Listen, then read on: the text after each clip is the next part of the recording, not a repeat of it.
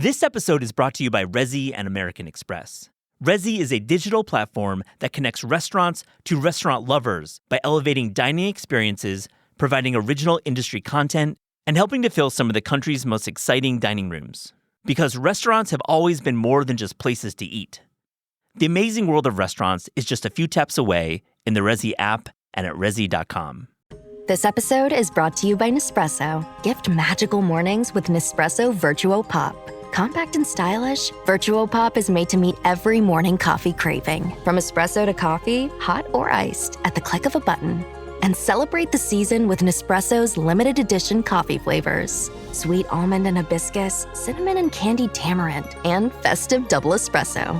Magic in the making. Shop the holiday gift collection exclusively at Nespresso.com.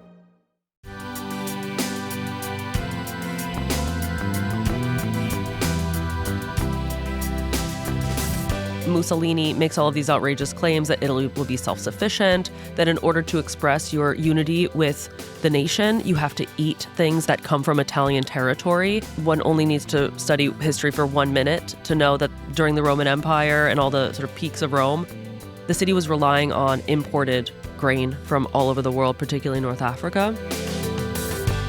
This is Taste. I'm your host, Matt Rodbard.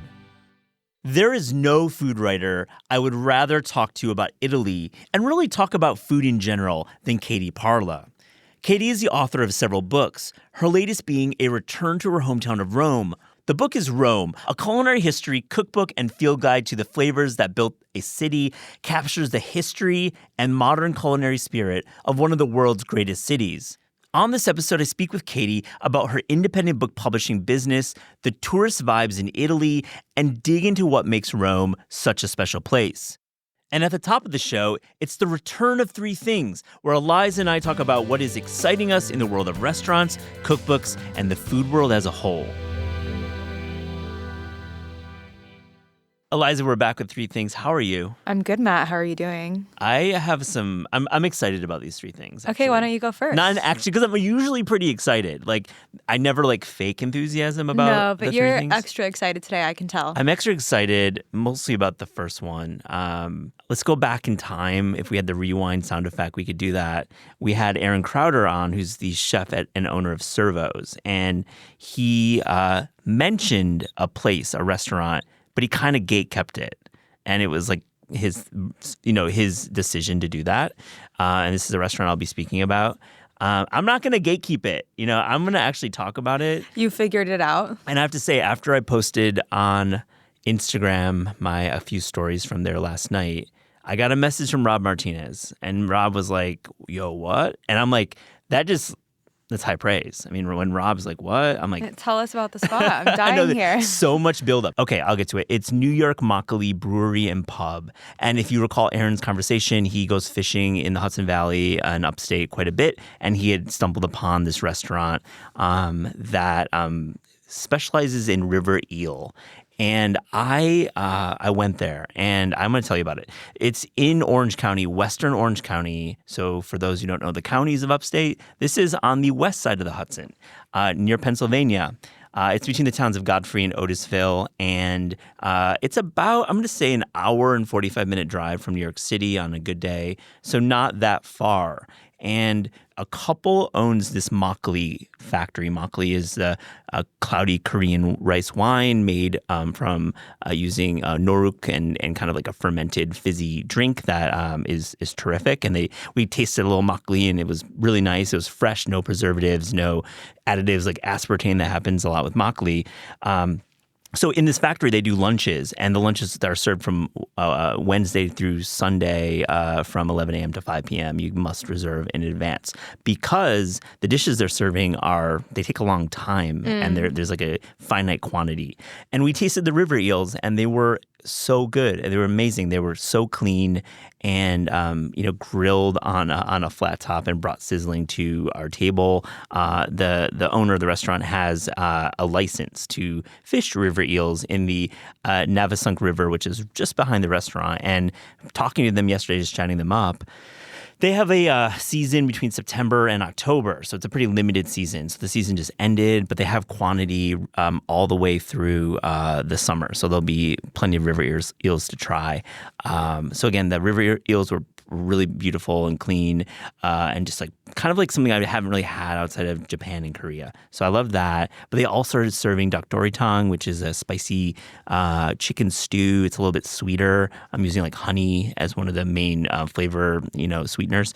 But that takes an hour in advance to make, so I didn't try that. But I had the little bulgogi and just a really terrific panchan setup to go along with the meal. And I didn't really want to interview them. I wasn't in that mode, but I just had a nice casual conversation with the owner, and they were just lovely people. So that is New York Makgeolli Brewery and Pub, and I'm going to link to it in the show notes. It sounds so good. And let this be a warning to anyone who comes on the show that if you try to gatekeep your spot, but you give Matt enough details, he will track it down. I will, and I'll for you listeners out there, I will share. What's your first very thing? Very kind. Well, I'll do a restaurant for my first thing. I just had a great meal at the new Maxie's Noodle location in Manhattan, Chinatown. Nice. Which this is a very popular Hong Kong-style noodle soup restaurant that has 2 locations in Flushing, and they expanded into Manhattan, Chinatown, I believe just a few months ago. And I was so cold and tired and kind of bundled myself into this restaurant and sat down and had just a perfect bowl of warm noodle wonton soup.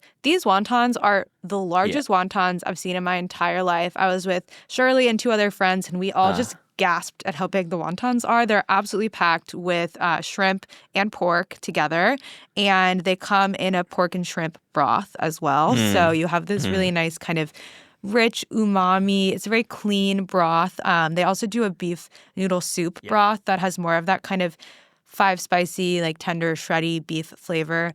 Both are very good. I ordered mine with mushrooms because that's a new side that they're offering for a vegetarian option. They do that in a vegetarian broth. And I was very confused because I was having a back and forth over how many mushrooms I wanted, which I didn't like. I thought they were going to be sliced, but they're just these huge shiitake mushrooms that have been braised. So I just was like chomping in on the mushrooms. With a chopstick, you're just like popping it in? I was just kind of munching, with my soup spoon and the chopsticks. And, you do the wontons and with the duck egg noodles together. They have lots of other mix-ins. I think it's $12 for this huge bowl. Like, I really had to work to finish it. I think it's one of the best kind of deals you can get in Chinatown right now, and certainly like this colder weather. And the owner, who's Maxie Lau O'Keefe, I think is such a cool example of just New York business owners like being able to grow in Flushing and expand into Manhattan. So great. Recommend it. That's Maxie's Noodle 3. Wontons as a meal that's amazing. I love when they're that size. I feel like I have to show you like a quick photo of how big these wontons are. Yeah, like, please. This is a Grub Street article photo from when they opened in, I guess, January. So I'm late to the game. Look how big that is. Oh my gosh. They are, I would say, bigger than the largest matzo ball you'll see in a matzo ball soup. Just to give perspective. They're maybe like 2 golf balls. 2 golf ball size. Very tasty. I love that. I mean, sometimes when you have wonton soup, there's not enough. And you're just like left for the broth. And you're like, eh. Definitely not the problem Not here. the problem here. What's your next thing? My next thing is I had a wonderful breakfast at Raff's, and I just wanted to shout it out because downtown in that kind of zone just above Houston, there aren't like a lot of weekday breakfast options, and I'm always searching for that, and I was so satisfied with this meal. I mean, it's Raff's is just a gorgeous little restaurant. It's not that big in the back. I mean, they've got the coffee bar and the pastry case out front, and when you have breakfast there, you can definitely have, a few of those pastries. We tried a fig cake with gold leaf on top, which is a topic we've been talking about offline. Yeah, coming soon to taste. Coming soon. Gold leaf exposed. Yeah, exposed. Maybe some exposure. It's a great little piece that not little, it's a great significant piece we're working on. So you can always have like the case. They have pain au chocolat, traditional croissants. Really, really nice case. But, when you're sitting down, wonderful service. I mean, I had soft scrambled eggs, which is always my go-to, especially when you're catching up with a friend. It's like, I don't want anything too complicated. But if you were like just sitting there and you wanted something a little more, I would say, advanced for breakfast, I mean, the eggs in purgatory with Sicilian red sauce, guanciale, and chili looked pretty good. They were doing a brioche a breakfast sandwich, which I think it sounds good. It's Italian sausage and caciocavallo, which is a nice combination. Italy is the root of this restaurant, and I think breakfast is a great time to explore it. I love that. I'm not an egg person, Yeah. but they do sound good. Yeah, what's your next thing? My next thing is pumpkin spice, which might come as a surprise. Matt is chuckling. I did a spit take. I was like having a sip of water, and I just But I think pumpkin spice is good. And specifically, this new pumpkin spice that I had from Burlap and Barrel, it's their toasted pepita pumpkin spice. So it's actual pumpkin in the pumpkin spice. And that pumpkin seed, the pepita, gives a really nice, like nutty, earthy quality. I've been really enjoying kind of dusting that over my oatmeal or apple slices. There's also this like kind of weird like peanut butter yogurt dip, I guess, that I like to make for breakfast and dip apple slices into that. And it's really good with the toasted pepita pumpkin spice. And I have not done any fall baking yet, but I do imagine that if I was going to be making a loaf cake or a coffee cake or something of that nature, that this would be a very nice addition. I love that. I haven't tried the pumpkin spice, but I agree when you think outside the traditional chemically flavor of pumpkin spice,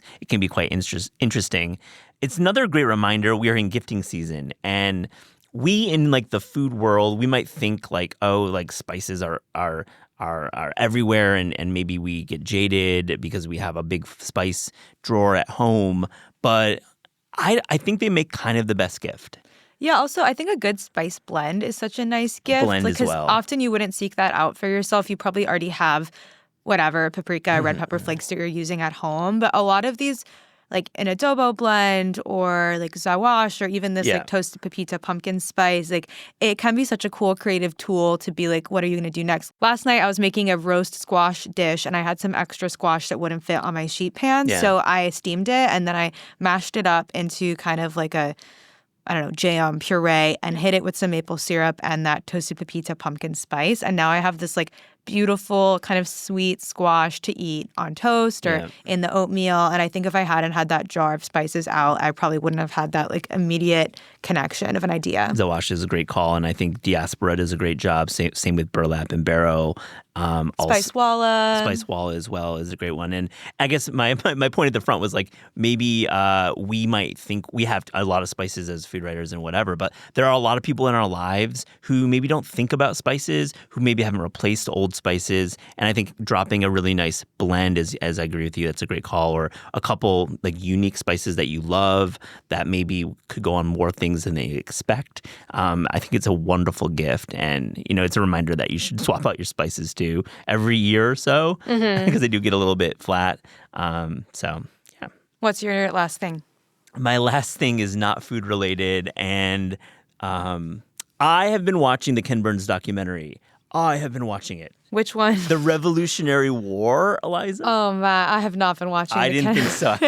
You haven't been running home and tuning into PBS between 8 and 10 or 10 and 12. Is it like a 40-part documentary? It's actually a 6-part, 12-hour documentary. Oh, okay. And I joke because there is like some discourse about it being like a Ken Burns hive or whatever, and I'm definitely one of those folks. I'm joking aside. I really appreciate Ken Burns, and I think his Americana series has been on since the 80s. Of course, there's jazz and baseball, Civil War, the war, which is World War II. I don't need to name all of them. Wikipedia is for that. But really, the Revolutionary War is a topic that needed to be told through the lens of Ken Burns, because I think a big goal of this series is to give voice for people who are not the white framers who we think of during this period of the Independence Day and that one day and all the faces that you see. It's much more complex than that. That is, of course, an understatement. But I think giving voice to African American and Native American folks who were on both the American side and the British side and telling the story through. It's kind of remarkable because there's obviously no video footage and no photography from the era. So as a work of documentary, seeing all of these paintings portrayed on screen with varying degrees of quality, but just it must have been quite the challenge to tell this story only through still pictures and narration, and of course diaries, and of course celebrity readers like Meryl Streep and Paul Giamatti, etc., and Tom Hanks. And the other thing I took away from it, I think I've screened a couple, like 4 to 6 hours of it. There's a lot of battles in our backyard that we live here in New York City. I mean, like New Jersey had, hundreds of battles in the Hudson Valley, New York City. I live in Fort Greene. Fort Greene, of course. Brooklyn Heights. There was a fort and battle in Brooklyn Heights, like on the cliffs of Brooklyn Heights. So I think there's like for New Yorkers, it's like very interesting to hear about these neighborhoods that we live in as like the center of these camps and these bloody battles. And the battles are bloody and brutal to hear about through diary and using cannonballs and bayonets. And I think it's worth checking out. If you're not familiar with Ken Burns, these series are really trying to tell the story of America through documentary and through a lot of research. Well, I don't think I'm going to watch all 12 parts, all six parts, but I appreciate those who do, especially I think with subject matter like that. Yeah, I think it's an important story to tell. What's your last thing? Well, I was going to do a restaurant, but now that we're going farther afield, I want to talk about a movie, and specifically I just saw the new Frankenstein movie by Guillermo del Toro, which I think is just such a beautifully done movie. It's streaming on Netflix. I do believe it has theater release still, and it is a very beautifully shot and colored and like costume design, all of it is really gorgeous. Like it would be fun to see on a big screen. But even just watching at home, I really just appreciated all of the filmmaking craft that went into the movie. Certainly the cast is all very talented. Mia Goth, Jacob Elordi. I can't imagine anyone else playing Frankenstein's creature, actually, because Jacob Elordi has such presence and is so talented, and also, to be honest, has the height that he really kind of pulls it off in that kind of way, and the physicality of the role. Oscar Isaac as well. And then what I do recommend specifically is that there is a hour-long behind the scenes kind of documentary that's also available on Netflix. And I think when you're watching the movie, especially in this age of CGI, AI even happening in film, to see the scale to which they actually built out these sets. I mean, they built an entire ship in a parking lot because it wouldn't fit on a soundstage on risers so they could rock it back and forth. Like just the level of human production and craft and thousands of people probably that were employed to make this movie.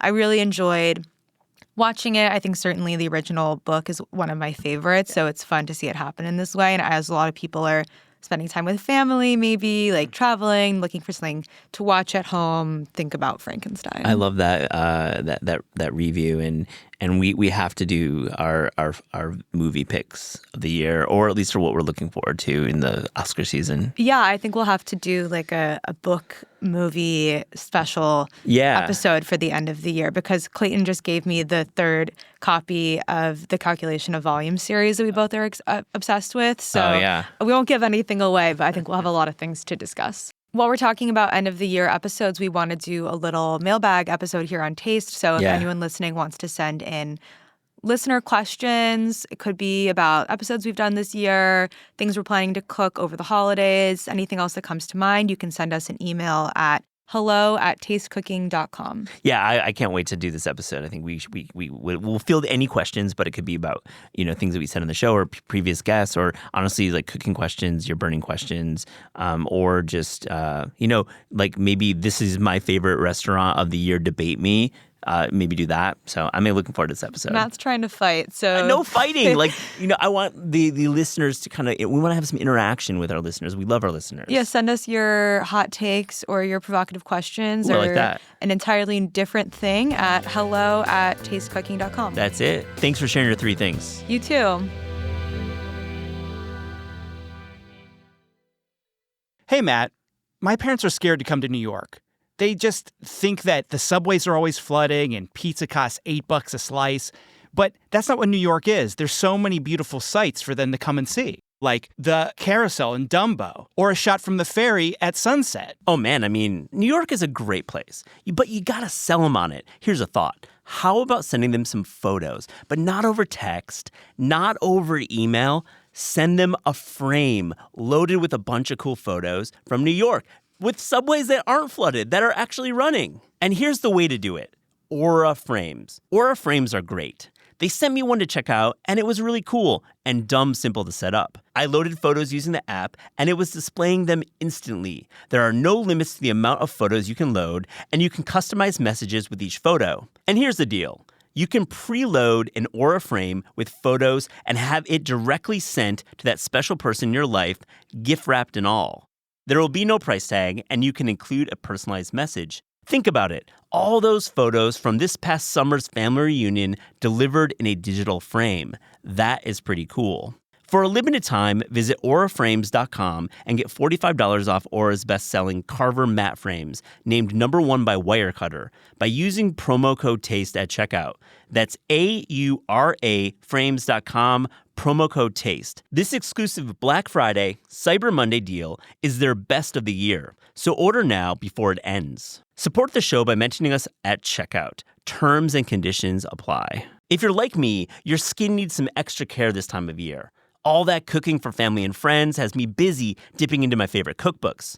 I've been working my way through the re-release of David Leibowitz's Ready for Dessert and eyeing his nectarine raspberry upside-down gingerbread cake and buckwheat chocolate chip cookies. This busy season also has my skin in a pretty interesting place. That's why I've continued to rely on OneSkin. I love their OS1 body formula, and it's been invaluable to have a daily routine that delivers both powerful skincare and longevity benefits, all in just a few simple steps. OneSkin also just launched their limited edition holiday sets, including the Nightly Rewind gift set, which is one of those rare gifts that's both impressive and genuinely useful, providing an upgrade to anyone's nightly routine. Featuring their best-selling face moisturizer and their new peptide lip mask, each component of the set is designed to work together as your body enters its natural nightly repair mode, helping renew skin at the cellular level for a stronger, smoother, and more resilient skin. For a limited time, try OneSkin for 15% off using promo code TASTEPOD at oneskin.co. That's promo code TASTEPOD at oneskin.co. Today's episode is brought to you by Our Place. Are you still using that set of pots and pans from college? You know, the non-stick sauté pan with the coating rubbing off? Hear me out. It might be time for an upgrade. I recently went on a search for the perfect sauté pan and landed on the Our Place website. I liked how their cookware looked. It was minimal, though functional, with a color palette that matched my own aesthetic. And I really liked that they make better kitchen products that are simply better for you. Our Place makes high-performance, toxin-free cookware. It's that simple. Their products are made without forever chemicals like PFAS and PTFEs. I had to Google that, and man, that stuff is nasty. So you can cook confidently without wondering what's in your pan. Stop cooking with toxic cookware and upgrade to Our Place today. Visit FromOurPlace.com/taste and use code TASTE for 10% off site-wide. With a 100-day risk-free trial, free shipping and returns, you can experience this game-changing cookware with zero risk. That's FromOurPlace.com/taste and use code TASTE for 10% off site-wide. Katie Parla, welcome back to This Is Taste. So great to see you. I'm so happy to see you, Matt. I want to first hear, you've been on book tour, you've been traveling the States. We're going to talk all about your book about Rome. I mean, you've published many books. It's my favorite. Thank you. It's gorgeous. It's got so much personality, point of view, great history in there. I have like a bunch of questions, but you've been on the road right now and collaborating with a lot of chefs. What sticks out with this like kind of visit to America? Any broad strokes about Italian food here or any just memorable meals? I mean, I've definitely had some memorable meals.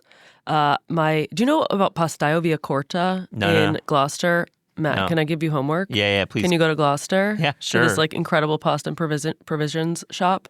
So this woman, Danielle Glantz, has the best selection of quality Italian goods and also American things made in sort of an Italian artisan spirit. Yeah. And my best meal so far was like the Lebanese chicken dish that she made with like lavash that our mom had gotten from the market, just in the kitchen after my signing. Yeah.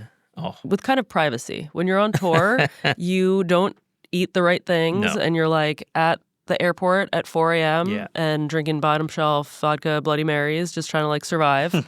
So having a home cooked meal was the best ever. But I also had a great meal at Pep and Dolores in Cincinnati. Oh, cool. Danielle Glantz took me to Peach Farm in Boston's Chinatown for a 10-pound spider crab after that. I've heard about that place. I got to get up there. It's crazy. Yeah, and then Taqueria Ramirez just for lunch now. I just got in. Oh, amazing. Right from the train or the plane right to Ramirez. I love that choice. I mean, any broad thoughts about Italian food right now in America? Like just like quick off the dome. Yeah, I mean, it all just keeps getting better. I think as there's more and more farming in America with Italian things in mind, especially I'm thinking of chicories right now. You have a really vibrant farming community in the tri-state area, in New England, the Pacific Northwest. And so the availability of Italian ingredients is great. Plus, Gustiamo in the Bronx continues to import really incredible pantry items.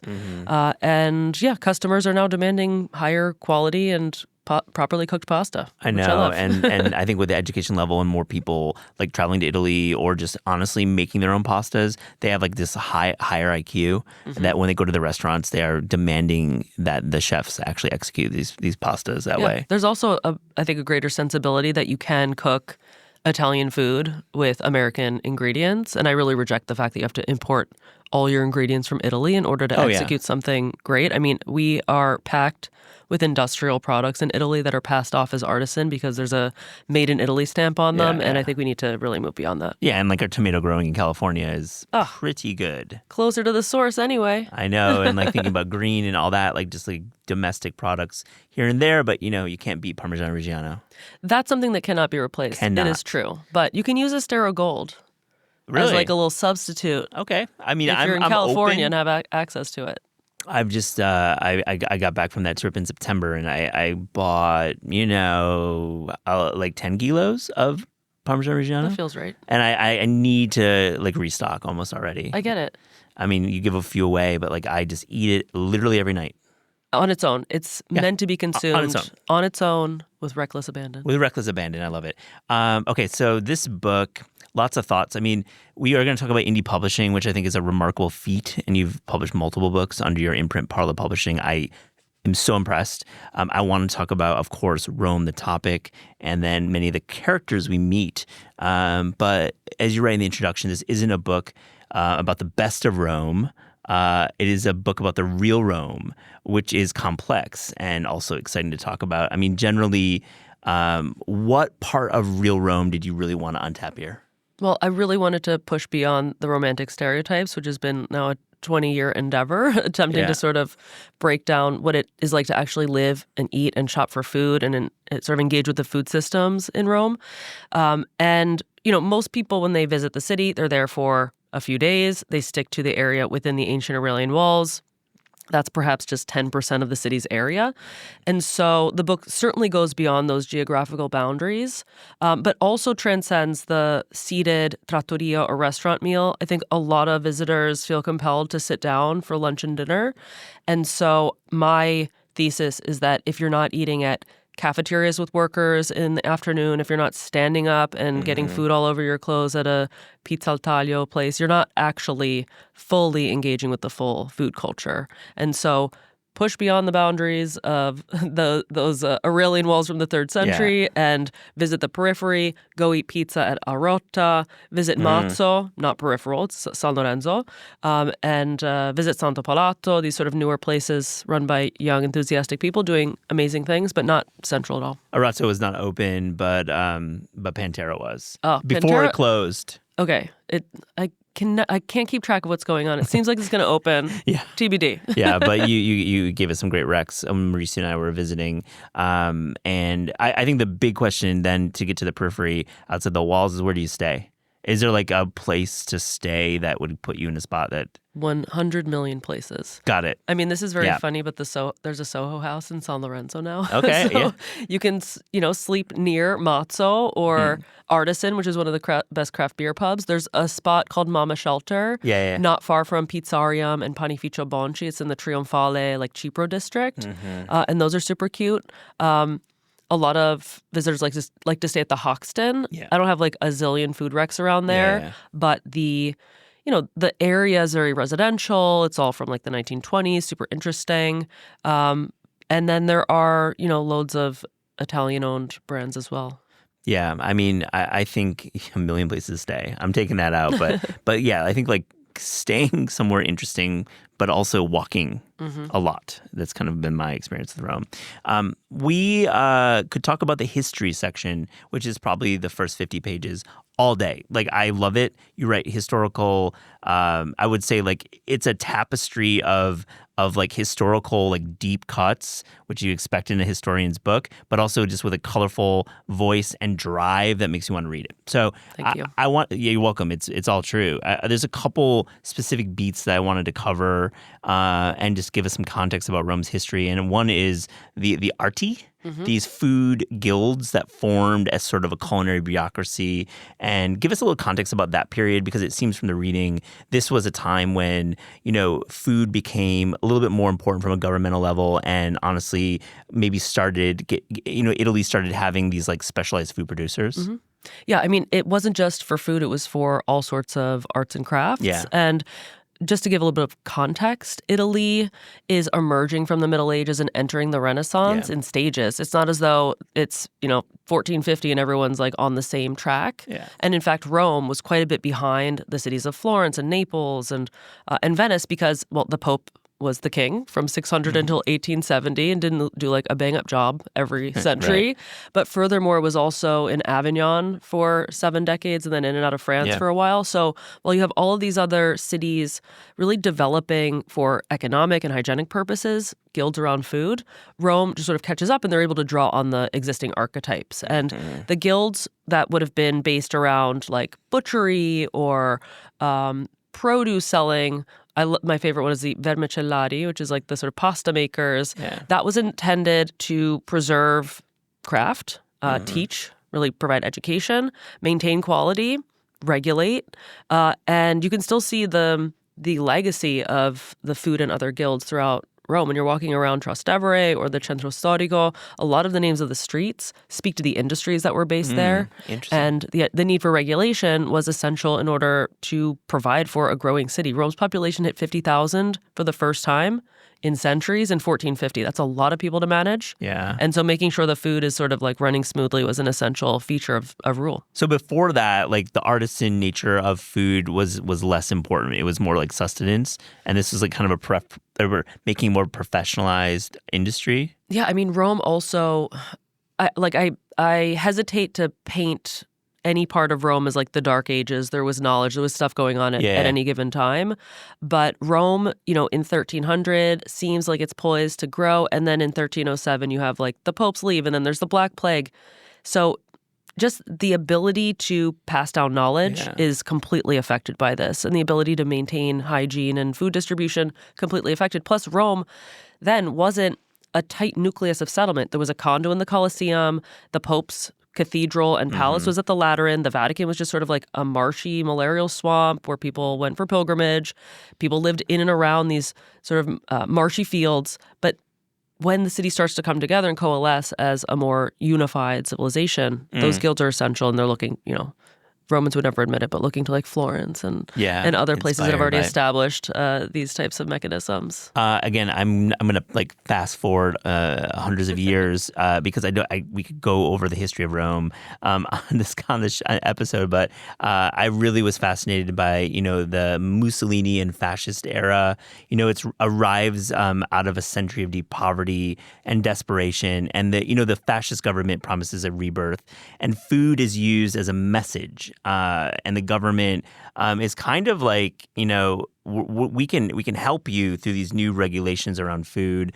I want you to like set the table for this era, and what was the dynamic then, and do we see modern Rome expressing some of that fascist era dynamic today? So let's set the table. Mussolini comes to power in 1922 with a message of autarky. Yeah. He believes that Italy needs to free itself from the terrible influence and subpar wheat of the United States and other parts of the world. And so Mussolini makes all of these outrageous claims that Italy will be self-sufficient, that in order to express your unity with the nation, you have to eat things that come from Italian territory. Yeah. Of course, one only needs to study history for 1 minute to know that during the Roman Empire and all the sort of peaks of Rome, the city was relying on imported grain from all over the world, particularly North Africa. But nevertheless, the fascist regime continues to run this propaganda that, like, to be part of this growing culture, you need to demonstrate your loyalty by eating pasta and eating domestic pasta. Domestic pasta. Yeah. And that doesn't really go so well because, among other reasons, Mussolini's illegal invasion of Ethiopia in 1936 leads to all sorts of trade embargoes, and the country is essentially pushed to the brink of starvation. And so they're able to rely a bit on rice and other things. And there's a huge trove of visual propaganda that shows, like, people consuming these Italian products are contributing to the purity of society, and that it's a moral failing to rely on any imports. Yeah, so do we see, we know that the history of Mussolini and the fall of Mussolini and then the years post-war, but do we see that ethic of, like, looking inward more than outward remain today? And is it related to this era of Mussolini? I mean, look, Giorgia Meloni does have some, like, Mussolini flair in some senses, but in terms of the food systems and like sort of the overall approach to, I would say, food commerce is really driven by people's desire to make profit. And so, if anything, leveraging the Made in Italy kind of brand, for lack of a better word, is essential for exports and imports. There's a big push. If you visit any supermarket, you'll see, carne italiana, this is meat from Italy, or pesce locale.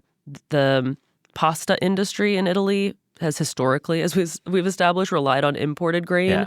And now there's a little bit more knowledge that Italians aren't eating necessarily Italian grain in their pasta. So the labeling for pasta packages is advertising local sourcing. So I think there are perhaps some parallels, and certainly Giorgia Meloni does come from a neo-fascist background that treasures Mussolini's legacy in spite of how just decrepit and awful it is. Yeah, awful. But I wouldn't draw any strict parallels. Yeah, I think I was just trying to tap into, like, the nature of eating in Italy and having a lot of homegrown products on the tables of Italy. But it's a complicated topic that we can't really paraphrase. I do want to move into Adaboni because this was a book we covered in a previous episode, and I'll link to it in the show notes. I think it was a really excellent reissue that Michael and the folks over at Voracious did, and you wrote the foreword.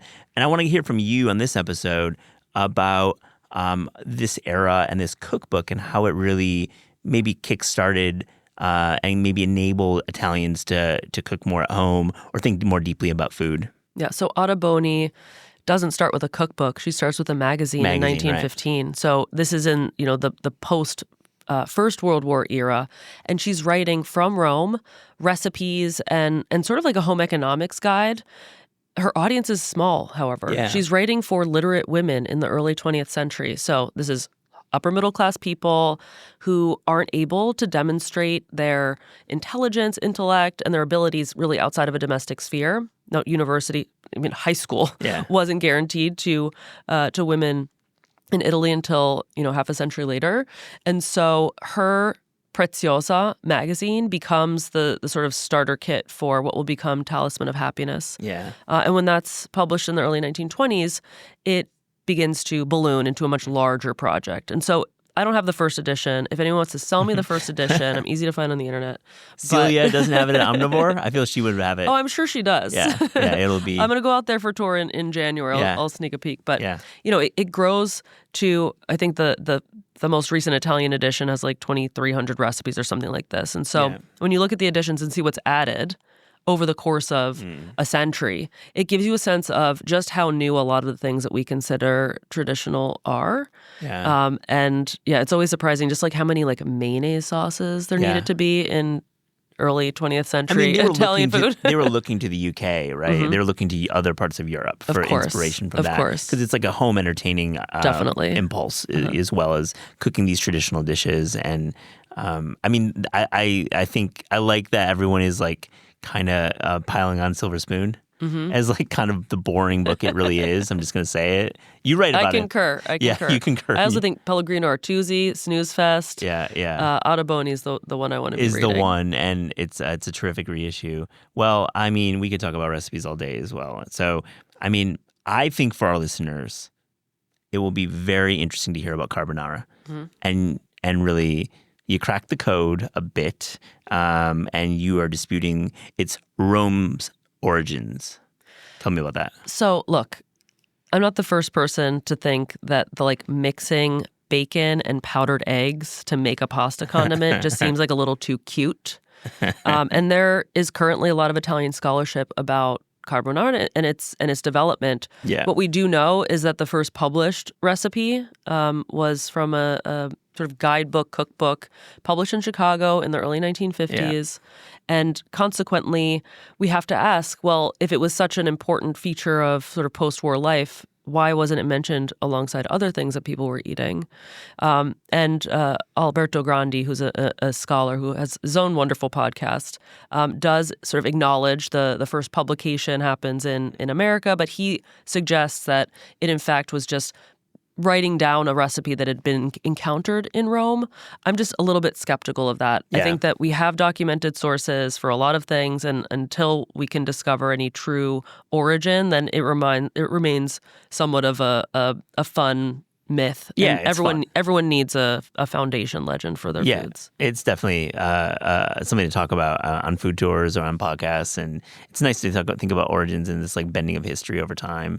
But Absolutely. What's your gut instinct though that it was started in Chicago? No, I mean I don't know, but it to me, look, to me, I'm pushing you for it. To me, it feels like gricia, which is carbonara minus egg, let's say. It feels like a way to enrich gricia, which was like a very simple, approachable dish in a time post-war that people are feeling themselves. They're finally coming out of a century of kind of awfulness. Yeah. And so adding egg, which would have otherwise been pre-war like a pretty priceless ingredient, it feels to me like someone decides to do this and then it blows out to become a thing. Yeah, I mean, you mentioned powdered eggs as well. So possibly from, rations. Of course, yes. So in the post-war era, during the war there were K rations, and then the post-war there were B. Anyway, I should read my book. Yeah. There was another ration that was developed, and powdered eggs were a part of this. So was bacon, and I should just also mention that a lot of the early recipes of carbonara mention bacon. Yeah. Elizabeth David uses coppa. Yeah. There are all sorts of things that would have been allowed that today are considered blasphemous. Yeah. But that's because over time, Romans have codified the recipe to say it's made like this and only like this. Yeah. But in reality, alliums and even Swiss cheese ended up in that recipe at its So inception. interesting. Wow. Wild, huh? Swiss cheese, not tough hang for me, actually. Not sure if I want to try that. Okay, back to this idea of the real Rome. I want to hear broadly about how Romans eat today. You are one yourself. You live there. So I want to use this as an opportunity for folks who are booking their summer travel, who are thinking about going to your wonderful hometown, and what can we learn from them? Yeah, I mean, I think a lot of Romans eat at home almost all the time for dinner. Yeah. Breakfast is something you have on the fly at a bar with the cornetto or maritozzo now, which has become very trendy. So big. I saw that in Michigan at a cafe. Yeah, TikTok, man. That'll do it. Yeah, I mean, it's made for TikTok, yeah. And light breakfast. And then lunch is something that you have out, usually in sort of a cafeteria context. That could literally just be like a steam table joint. Yeah. A lot of the bakeries and the barra, which is like a cafe, at noon to 1, they'll start putting out what are home cooked dishes, things that you wouldn't find in a trattoria, but things like tomatoes stuffed with rice, roasted with potatoes till they burst, all sorts of lighter dishes, roasted chicken, sides of vegetables, things that don't sort of scream the decadence of a cacio e pepe and oxtail stew meal, which is what you would have if you were going out to a trattoria in the evening. But most Romans don't go out multiple times a week for dinner. It's too expensive. Yeah. At least to a trattoria. But pizza is absolutely on point right now and popping, and you can find a million different incarnations of it. So people go out for pizza a lot more than you might expect, rather than just a trattoria. I mean, I was there exploring pizza with Mauricio and Elementari. I went to obviously Pantera as well, and I think there's a perception that Roman style is one thing, it's a tonda, right? But that's not true. You read the book, you go there. But I want to tap into that. You brought it up about the pizza styles and pizza culture of Rome. Yeah, I mean, pizza also has its appropriate time and place. Ah. So when you're at a bakery during the day, you might grab some pizzette, which are yeasted, round little pizzas, very simply dressed with like tomato sauce. Or you might have like the puff pastry pizzas, which are addictive. Yeah. You might have pizza alla palla. Like did you go to Antico Forno Roscioli, for example? Oh, yeah, of course. Yeah. Okay, so the pizza alla palla style is the pizza that's baked on the deck, and it's as long as the bread oven is deep. Yeah, that's right. And so it's sold by the slice, by weight, and that's like a snack on the fly. A more substantial topping could make it lunch. Also, pizza in teglia, which is another by the slice format, which is cooked in a sheet pan. That's certainly a substantial snack or lunch. You can definitely find the tonda places, those that are selling the round personal pizzas with barely any rim, open at lunch, but it's really more of a dinner time thing. That's a dinner one. And all the aforementioned pizzas, not tonda, are baked in electric or gas ovens. Tonda is more of a wood-fired thing. Yeah, that's what I saw. And I have to say, Emma, I loved that recommendation. Yeah. You gave it to me. Roscioli gang. I took that one to heart, and I've since passed it on. And what about like seeing like some of these other styles, like seeing Neapolitan, or even seeing like New York style bread oven, low-rise pizzas? Well, there was a New York style joint in Prati, and it opened and like closed immediately. Yeah, Falco told me about that on the show, and I think I'd love to see Anthony open something in Rome. Why not? I mean, I don't know if it would hit, but definitely Neapolitans have now been able to open successful places. Interesting. We had, I would say, like 20 to 25 years ago, the emergence of a sort of soft Neapolitan rimmed pizza, crispy, chewy Roman texture hybrid in places like La Gatta Mangiona, which is still going strong. It's incredible. But that was where Romans started to embrace the thick cornicione. But still the texture remains that crispy, chewy Roman texture.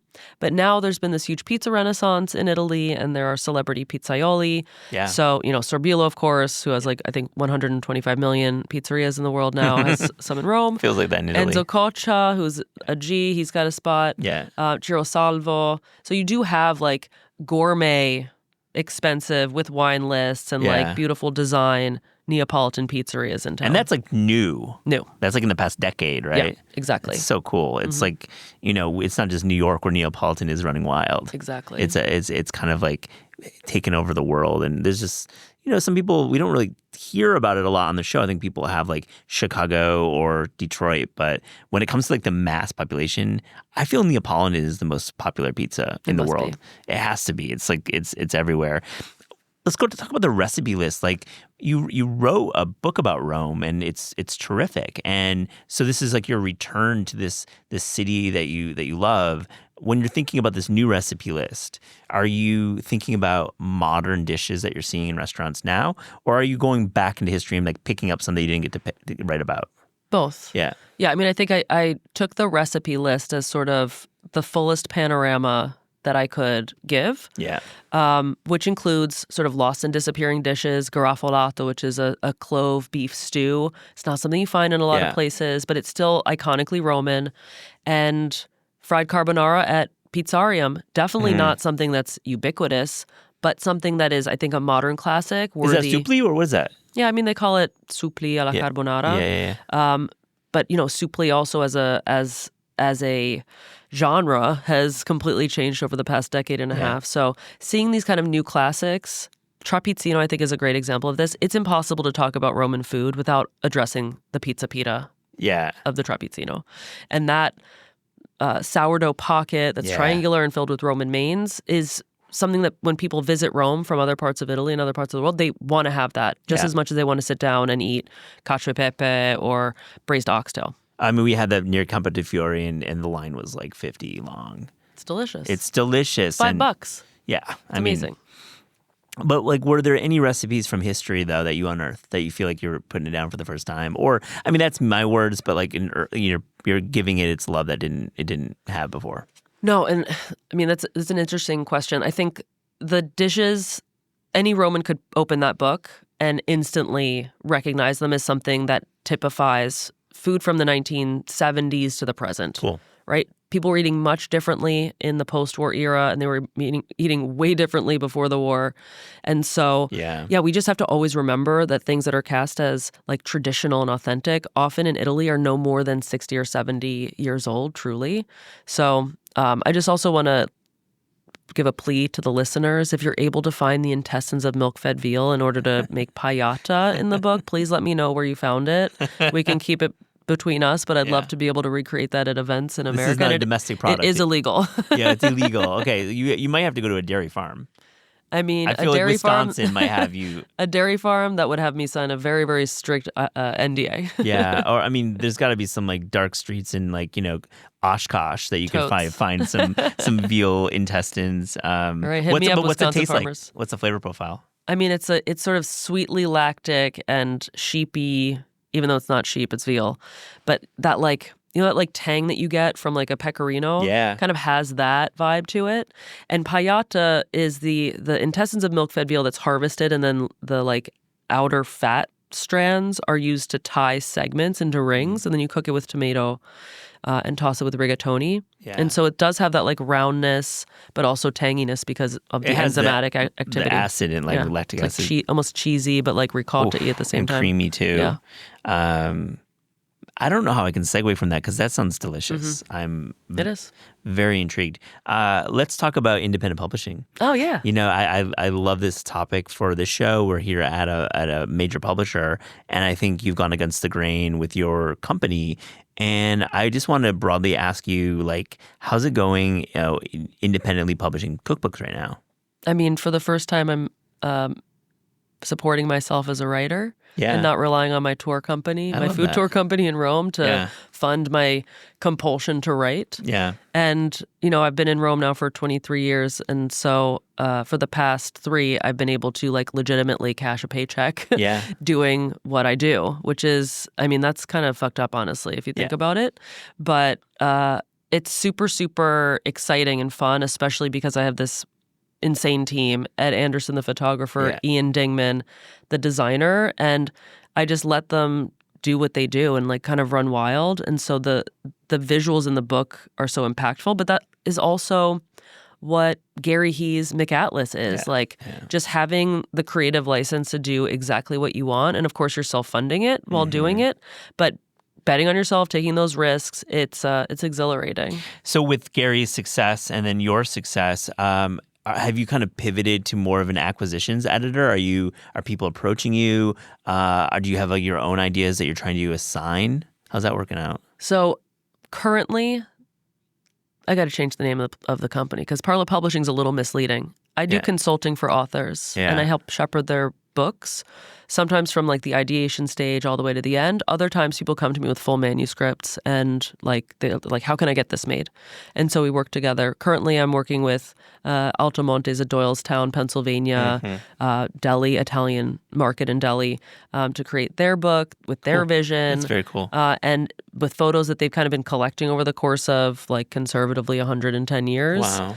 Which, in a traditional publishing setting wouldn't necessarily have been acquired or been given a significant advance. And so, allowing a company, a brand, and a family to like realize their dream of having a book that they can share with their fans and their guests is it's super interesting, and I'm really enjoying that aspect. I mean, that sounds like a really nice place to kind of work in, to have like places that have long histories that maybe have bigger budgets if they are a successful business that maybe don't have the the reach that a major publisher would get. Mm-hmm. I mean, are you talking to any independent writers that aren't like institutions? Matt, I'm so tired and overworked. I'm not talking to anybody right now. I mean, this is also like the kind of psychology of it, because it's working here and having written books to just think about doing it all on your own. It kind of stresses me out, but it also gives me like a lot of like inspiration that someone's actually doing it. And like when you pick up this book, the way it's designed, the quality of the printing, it's not, I mean, it's pretty much like on the standard of any major publisher. Is it maybe better quality? I mean, listen, I work here, so I am biased, but I think you've done some really cool things with the design that I think you've broken some rules that I think are really, really fun to see broken. Yeah. No, I mean, also, I got to go to the printer outside of Milan. Shout out to Rotolito. They let me run all over the place. It's amazing, but But yeah, it's like I didn't know anything about the post like manuscript or post layouts process. Yeah. And turns out a lot of people know stuff about that, and you can hire them Yeah. at their print shops, and they like do all of that for you. Yeah. So it's pretty cool, and it's not. I mean, of course, it's a financial investment. Like I bankroll the whole project. Yeah, right. But also the the monetary reward, not to mention like the sort of professional reward is considerable. I want to jump back to the recipes. The minestrone has been on my mind. I had the minestrone at Babbo, and they're doing like the Solera method, where it's like they're keeping it bubbling on the stove. I think they're on day like 35 now. Whoa. Kind of interesting. But you write about it. You have a great recipe, and it's like it's the cure for deprivation found in the city, the cure of the deprivation of vegetables, which I feel Yes. like. Yeah, if you hang in Rome a bit and you're a tourist, you're not getting the fiber that you might need. It's challenging. It Yeah. can be painful. Tell me about this recipe. Minestrone is just a bunch of vegetables that are chopped up and put in a pot for like an hour, and beans, cranberry beans usually. Yeah. That's right. And so if you grew up in an Italian-American context, forget about any of like the meat or certainly the pasta. This is a brothy soup. And you never have to prepare the ingredients yourself because every market stall sells chopped up minestrone mix made from the produce that doesn't look cute enough to sell whole anymore. And so you just tell them like, oh, I'm making minestrone for 2, 3, 4, and you get the quantity that is desired. And it's delicious and it's pulpy and you can't really tell it by the end what's in it, but it's so good. What makes the stock though? I feel like you could like lean into chicken flavors, but it's not minestrone. If it's chicken flavors, is it tomato paste? Like what brings that stock? You're shaking your head. I like No, it. it's like some people start with a little sofrito. Yeah. Some people use a little garlic and oil, but it's really just like vegetables and water. This is poverty food. Yeah. It's so simple. And yeah, it's like it's not more complicated than that. Do you put anything on top? No. For you personally? Some people try to put cheese on it. I don't allow that in my house. Yeah, I was wondering about that. That's like always the impulse, especially if you have a nice hunk imported from Italy that you want to put on everything. But Yeah. Okay, you got like a Parmesan rind laying around. I guess you could put that in the mix, but whatever. but it's a clean broth. We're and talking vegetables. a vegan product here. It's a vegan product. Yeah, no, it's plant-based cooking. Yeah. Well, I asked you this before. I mean, are there any other places in the world that you would want to focus your life on than Italy?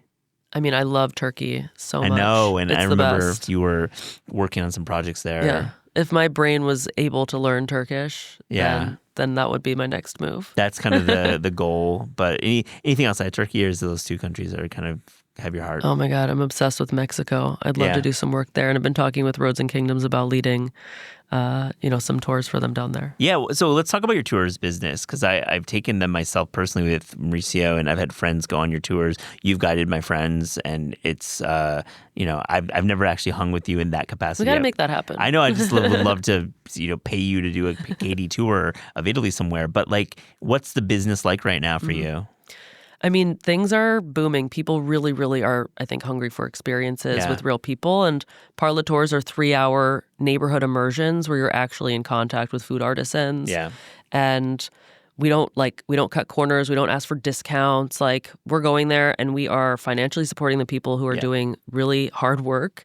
And what I think is special about what we do in our either 3 or 6-hour city immersions in Venice, Naples, and Rome is that we're not just talking about cuisine, because isolating cuisine doesn't really tell the story of Rome, which is our objective. And so a stroll, I'll take you to do the Prati Trionfale tour. It's about urbanism. It's about papal history. It's about fascism. Yeah. It's about pizza. Yeah, It's yeah. about, you name it. And we're just really cutting through all of the potential layers, and it's fascinating. And you're eating while you do it, of course, but it's more than just shoveling food, which I think a lot of the competitors do. I know there's like that. There's like always like a bunch of bullet points of you're gonna have like 20 bites on this tour. Oh and God, so too many. I know, exactly. I think when you're in it, you want to actually hear the history and then have like maybe every 30 minutes have like a bite or something, not like every 10 minutes or whatever. But what about traveling to Rome? I mean, I don't want to like dig into the over tourist nature conversation because that's too long, but I've always thought about winter in Rome would be interesting. Amazing. Is that Spectacular. Yeah. Yeah. Summer's awful. Don't do it. You won't be hungry. It's too hot. I think like May starts to get like a little too crowded, and June starts to get a little too warm. not to mention crowded. Yeah. Mid to late November, amazing. Yeah. There's still like a lot going on.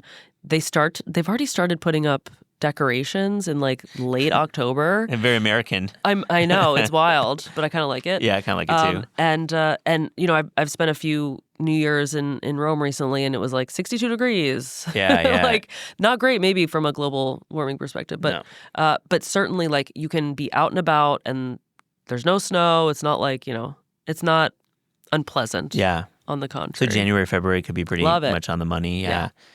And not as many. There's visitors there, obviously, but not as many. Always. Yeah, we don't have low season. But it's slower in like January after the Epiphany until maybe like a month before Easter it starts to get stirring. That's interesting. So interesting. I need to do that. I definitely need to do that. This episode is brought to you by Our Place. Shopping for cookware online can be simply mysterious. I once bought a sauté pan online that promised a true non-stick experience, and all I got was an omelet that, you guessed it, stuck to the pan. And who knows what material I was actually cooking on. Most nonstick cookware still contains harmful chemicals like Teflon, which can leach into food, the environment, and the home. But the pan I bought online, man, it sure looked cool. Our Place makes high-performance, toxin-free cookware. It's that simple. Their products are made without forever chemicals like PFAS and PTFEs. I had to Google that, and man, that stuff is nasty. So you can cook confidently without wondering what's in your pan. Stop cooking with toxic cookware and upgrade to Our Place today.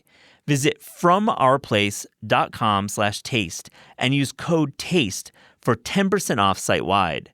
With a 100-day risk-free trial, free shipping and returns, you can experience this game-changing cookware with zero risk. That's FromOurPlace.com/taste and use code TASTE for 10% off site-wide. This episode is brought to you by ButcherBox. As a food writer, I can be a little skeptical about subscription cooking boxes. It's all big talk about cooking simplicity, but usually with pretty empty promises after using that promo code. ButcherBox is the true exception. I was sent a box of premium beef and pork and was blown away by the quality and variety. There was 100% grass-fed pasture-raised ribeye, tri-tip, and ground sirloin for burgers. For pork, they sent me a beautiful center-cut pork loin for slow roasting. I was super impressed, and I haven't even talked about the ribs, which I cooked in my Instapot. There was a rub of salt, white pepper, and togarashi, and I pressure cooked it with water and apple cider vinegar. Man, it was incredible. For nearly a decade, ButcherBox has led the industry with meat and seafood that's antibiotic-free. As an exclusive offer, our listeners can get free protein in every box for a year, plus $20 off your first box when you go to butcherbox.com/taste. Visit butcherbox.com/taste to get this limited time offer and free shipping always. That's butcherbox.com/taste. Don't forget to use our link so they know we sent you. It's gift giving season, and let me ask you, are you struggling? Is there somebody in your family who always gives the best gift, the gift everybody is talking about over brioche French toast after the gifts have been opened? This year, that could be you with Aura Frames. Aura Frames are great. They sent me one to check out, and it was really cool and dumb simple to set up. I loaded photos using the app, and it was displaying them instantly. There are no limits to the amount of photos you can load, and you can customize messages with each photo. And here's the deal. You can preload an Aura frame with photos and have it directly sent to that special person in your life, gift wrapped and all. There will be no price tag, and you can include a personalized message. Think about it. All those photos from this past summer's family reunion delivered in a digital frame. That is pretty cool. For a limited time, visit auraframes.com and get $45 off Aura's best-selling Carver matte frames, named #1 by Wirecutter, by using promo code TASTE at checkout. That's AURA frames.com, promo code TASTE. This exclusive Black Friday, Cyber Monday deal is their best of the year, so order now before it ends. Support the show by mentioning us at checkout. Terms and conditions apply. Katie, this has been so much fun. On This Is Taste, we ask guests about their discerning taste. So to close this interview, here's a little rapid fire, fast and furious taste check. Are you ready? Yeah. The best fruit. Cherries. What kind? Tell me where. Ravenna cherries. They're from the northeastern part of Italy, but they're sold all over Italy, and they're so like meaty and juicy. And they're in season in April and June, and I can't wait. I love that. The worst vegetable. Oh, a badly pruned artichoke. We do them fried in Rome, and if they're not pruned properly, they shred your gums with the fibrous parts. I don't like that. Yeah, you get that little bit of extra No grazie. zing. What is your typical breakfast? I eat pizza rosa, usually from Antico Forno Roscioli, every day. Really? It just gets you started. I love it. Yeah. It's all I want. But what's the beverage of choice? Double espresso macchiato. The best dessert. The best dessert. Can I say cherries again? Fair. No, fair. JK. I'm going to say pistachio gelato from Otoleg, but the toasted salted one. It's amazing, tied with the peanut brittle from Cesare al Casaletto. I love the pairing. Otoleg's great. Yeah. So good. So good. I don't know, like Bologna might be the capital though for gelato. Okay. What do you think? It's pretty bomb. Yeah, I like it. But Otoleg is next to my house. So. Otoleg is near your house. It's easier to get you to. are so lucky. A restaurant you wish you could bring back from the dead. This is a really difficult one. There's a place called Settimio al Pellegrino, which is now Cesare al Pellegrino. I went to the original. The OG. I wouldn't say that the food was great. No. But the atmosphere of places like that have been in business since 1938 and are just like time capsules, those places are vanishing and people are replacing their historic interiors with terrible lighting and bad like IKEA furniture, and I don't like that. I mean, the stove in that original incarnation was Amazing. like single apartment stove. I mean, it's very basic. And I've like gone back and is this the one that was featured on Bourdain? The one that was featured on Bourdain, you want some hot gas? Was the previous one? No, that was in Piazza Santa Cecilia, Roma Sparita. Oh, that wasn't Pellegrini. Pellegrino? No. Settimio Pellegrino was in the more recent one. And Teresa and Mario opened the place, let them dine, and expected the place to be named in the show. And it wasn't, and they were heartbroken. That is right. Isn't that savage? That is a really tough story because they were like literally gatekeeping on the episode and like it was kind of like their joke. The next day I published, like, this is where they ate. Like, give props to Teresa and Mario. That's so messed up. They were really, really hurt by that. Yeah. Didn't like that. Yeah. I think the framing of the episode was very curious what the motivation to gatekeep it was, but yeah. I don't know, but I did dine there, and that was very special. Yeah. Your favorite city to visit for food? Oh, let's say Bangkok. Yeah. It tastes good. Tastes good. When you're craving fast food, where are you going? Jollibee. Oh, sick. Right by the Vatican. It's amazing. Really? Yeah. That's so good. Yeah, I'll even hit it after work. After work, after a day after of guiding. pizza tour. Yeah, you're just like, I need some Jollibee. Correct. I need some spaghetti. Last one, your favorite sandwich? My favorite sandwich is, I'm going to count the chicken cacciatore trapezzino as a sandwich. Is that fair? Fair. We can call it as... Okay. Well, in our book, it's not, but... Okay. Then I'll say the number one at Mordievi, which is braised veal breast that's simmered until it falls apart, served with chicory, and then a very healthy dose of salt from a shaker that like hasn't been cleaned in a decade. What's the bread choice? It's a ciabatta. Yeah, it's just ciabatta. There's only one bread choice, a deliberately insipid bun. It's perfect. Perfect. Katie Parla, this has been so much fun. Thank you so much for joining This Is Taste. Thank you.